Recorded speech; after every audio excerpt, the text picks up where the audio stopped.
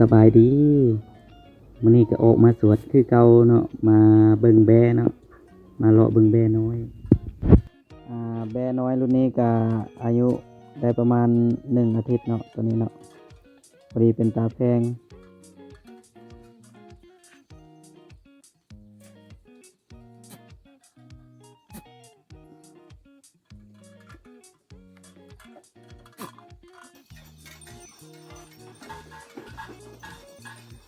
แบล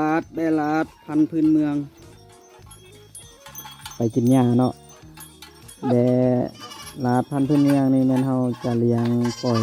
ให้มันหากินตามธรรมชาติเนาะตัวนี้เนาะ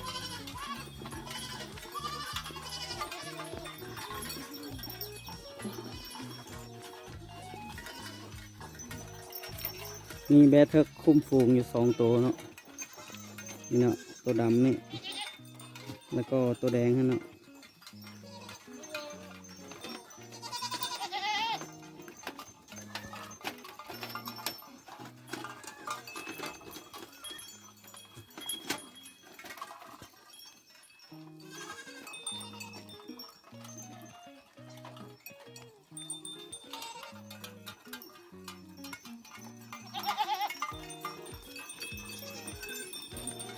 มันเห็นหญ้าเนาะที่เราตัดมาไว้เนาะมันเห็นหญ้าแล้วมันก็แล่นไปกินหญ้าเนาะ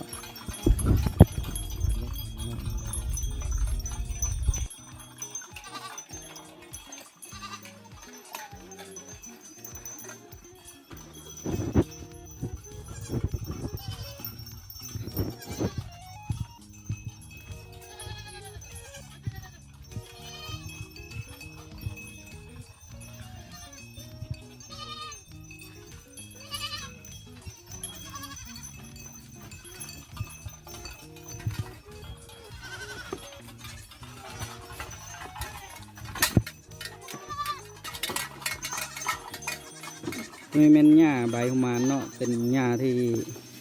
แบมักกินหลายเนาะตัวนี้